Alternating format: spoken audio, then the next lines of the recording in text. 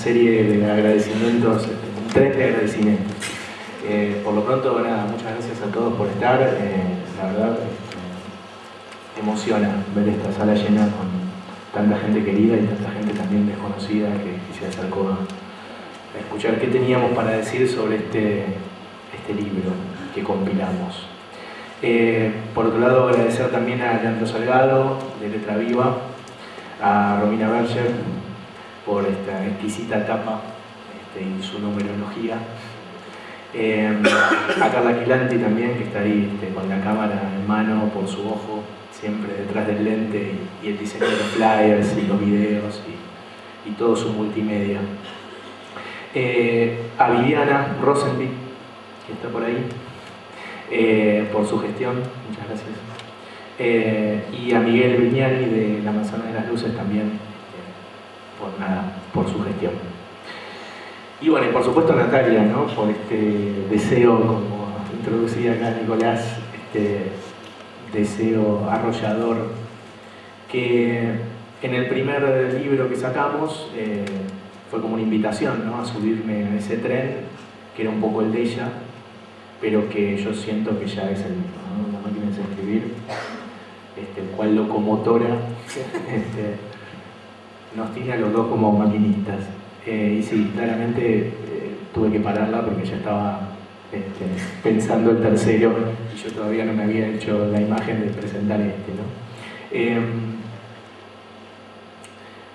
Por ahí lo interesante, estaba escuchando la Guille y me acordaba un poco del porqué de este lugar, recién ahora caigo, ¿no? En La Manzana de las Luces yo siempre la tenía asociada a que mi viejo había estudiado acá,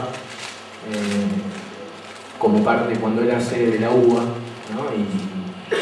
Y si no me equivoco, era como estaba haciendo el CBC como de psicología o de filosofía, todo eso. Bueno, por ahí por algo estamos presentando esto acá.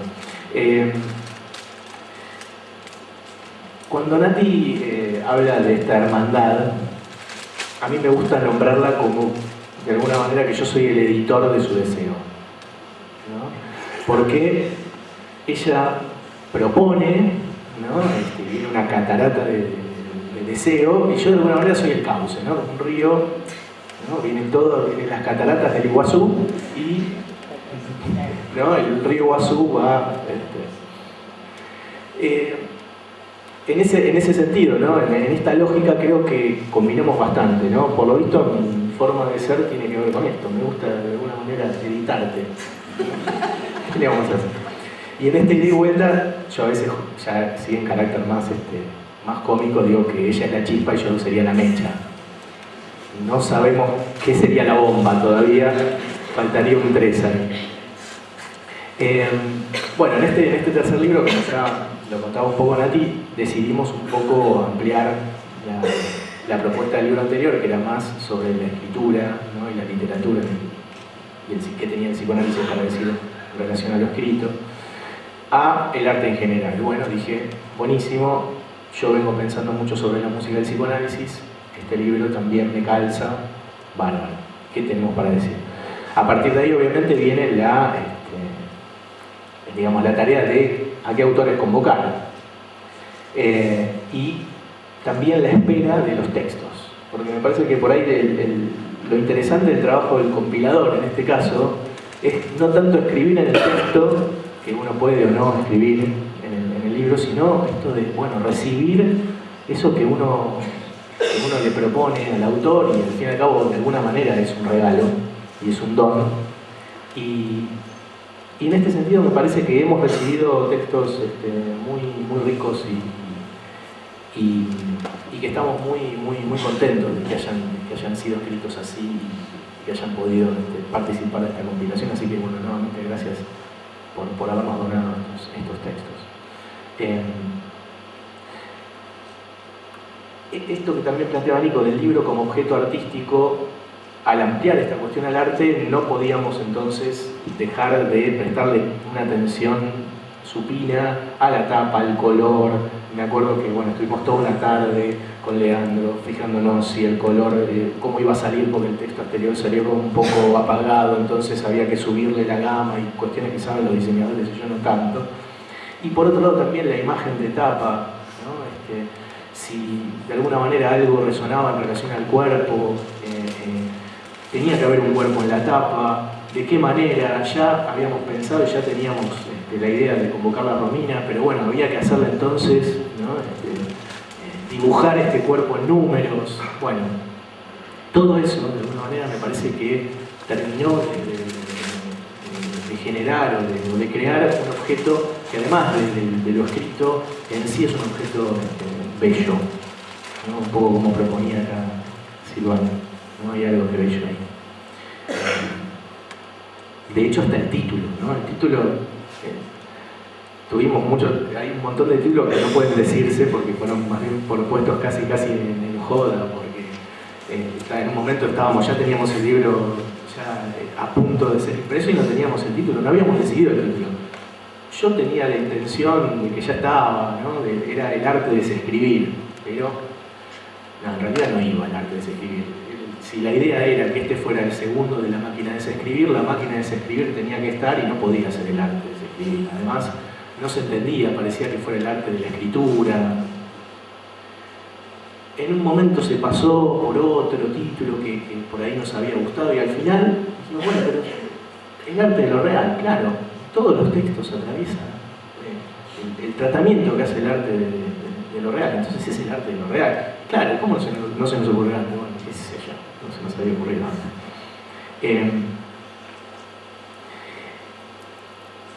Me gustaría, pasando como una segunda parte, aclarar cierta cuestión que se da en relación a cuando uno escribe o uno aborda el arte del psicoanálisis, que es la famosa discusión del psicoanálisis aplicado. Y esto claramente no es un libro de psicoanálisis aplicado.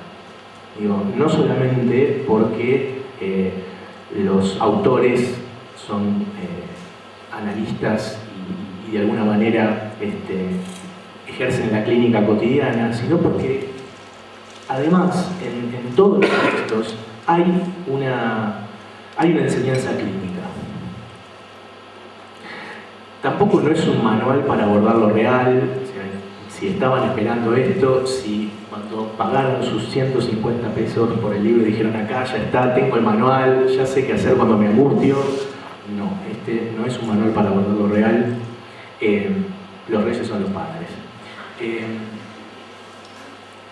Pero bueno, es un libro desde el arte y hacia la clínica, ¿sí? Aunque en algunos textos por ahí esto no esté abordado directamente, ¿sí? Pero de alguna manera, si pensamos del psicoanálisis, por ahí, ¿no? Sin irme demasiado, pero cuando pensamos que con Lacan, ¿no? Por ahí en el texto de la ciencia y la verdad, ¿no? Uno, por ejemplo, trata cotidianamente con los sujetos que son de alguna manera lo que la ciencia deja de lado, ¿no? El sujeto es lo que la ciencia deja de lado y son los estragos de la ciencia, ¿no? Lo que la ciencia no puede dar cuenta, si no irían al médico y no al psicoanalista, aunque algunos médicos sean psicoanalistas. En este sentido podemos también decir que uno también aborda al sujeto del arte, ¿sí? Al sujeto moderno del arte, ¿sí? Porque el arte tampoco es la solución a lo real, ¿sí? O sea, todos estos textos me parece que coinciden en que en todo caso es una manera de rodearlo, de abordarlo, una manera que si escribimos un libro sobre eso consideramos que es, no sé si una vía regia, pero en todo caso una manera que aporta muchas herramientas, ¿no? y que incorpora esto de la pluralidad también, de la singularidad, o sea, nos corre un poco del manual, casualmente. O sea, el abordar el arte nos corre todo el tiempo del manual, ¿no? Para los psiquiatras será el del DSM-4, ¿no? Y entonces, que este libro, ¿no? sea un libro que nos enseñe a los analistas, de alguna manera, sobre lo real, ¿no? y sobre un abordaje posible, no implica una sutura de lo real, no implica una tapa, no implica su llenado, no implica su solución, ni tampoco su disolución. Pero en el hecho de que seamos analistas, ¿no? Todo el tiempo está en todos los textos está presente que el psicoanálisis insiste, pero no como una respuesta, sino como una pregunta, ¿no? Y en cada texto hay preguntas. En el sentido de que de alguna manera en la pregunta hay cierto abordaje, hay cierto tratamiento, ¿no? Hay cierto tratamiento. Cuando hablamos de lo real, ¿qué decimos lo real? Para la gente acá que por ahí no esté cercana al psicoanálisis, cuando hablamos de lo real no hablamos de la realidad ni de las cosas concretas, sino de esto que uno no puede representarse, ¿sí? De esto que el lenguaje no puede capturar, no puede dar cuenta, ¿sí? Lo que de alguna manera, si uno pudiera pensar, lo único que podría generar en uno sería afecto, y es un afecto de angustia, porque al no poder dar cuenta de eso, la respuesta es la angustia. Pero bueno, digo, el psicoanálisis insiste, pero no como un tónico capilar que vendría a solucionar, ¿no?, en esa aplicación, ¿sí?, algo de esta angustia con la cual, por ejemplo, viene un paciente al consultorio, ¿no? Entonces, en esa clínica de un sujeto que nunca termina de decirse, ¿no?, de una verdad que nosotros los analistas decimos que solo puede decirse a medias, que es no todo, ¿no?, en esta pluralidad de autores, consideramos que entonces, si hablamos de arte, toda estética, ¿no?, en tanto, como decía Claudio Halterman, es ética, ¿no?, está orientada hacia lo real, ¿no? Lacan lo propone en su seminario del aire, ¿no? De alguna manera el arte es una forma, ¿no?, de hacer con ese vacío. En el primer libro que compilamos con Nati, escribí un artículo sobre el fracaso de la escritura en Philip Dick, que es un autor de ciencia ficción norteamericano. En el sentido de que fracaso en tanto que esa escritura no le alcanzó para estabilizarlo del todo, para dar una razón o para explicar del todo una experiencia que él había tenido, una experiencia mística que él había tenido. Y de hecho murió de un ataque al corazón, pero murió hasta el último día escribiendo lo que él llamaba su exégesis, que era la interpretación que él hacía diaria de esto que nunca terminaba de ser interpretado. Entonces, cuando hablamos de síntoma y de otros artificios, y hablamos de que son suplencias, como todo arte, son como pequeños fracasos, ¿no?, exquisitos, que no dejan de funcionar en tanto lo que son. Pequeños fracasos, ficciones, ¿no?, testaferros de un sujeto sin personalidad. Dick, interpelado sobre lo que significaba para él la ciencia ficción, escribe lo siguiente: ha de estimular, o sea, la escritura de la ciencia ficción, ¿no?, ha de estimular al intelecto del lector. Tiene que invadir su mente y abrirla a la posibilidad de algo que hasta entonces no había imaginado. Si la ciencia ficción es buena, la idea es nueva, es estimulante y, tal vez, lo más importante, desencadena una reacción en cadena de ideas ramificaciones en la mente del lector. Libera la mente de éste hasta el punto que empieza a crear como la del autor. Casualmente esto que planteaba de alguna manera Nico.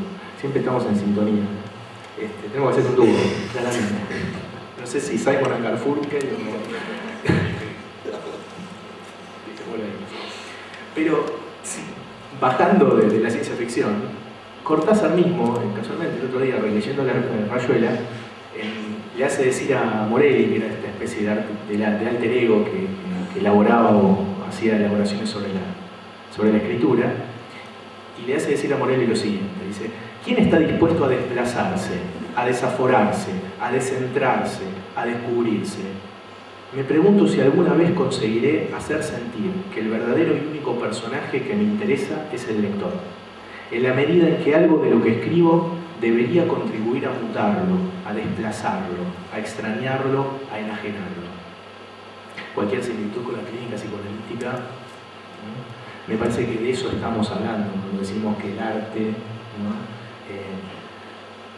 de alguna manera nos puede servir también en la clínica.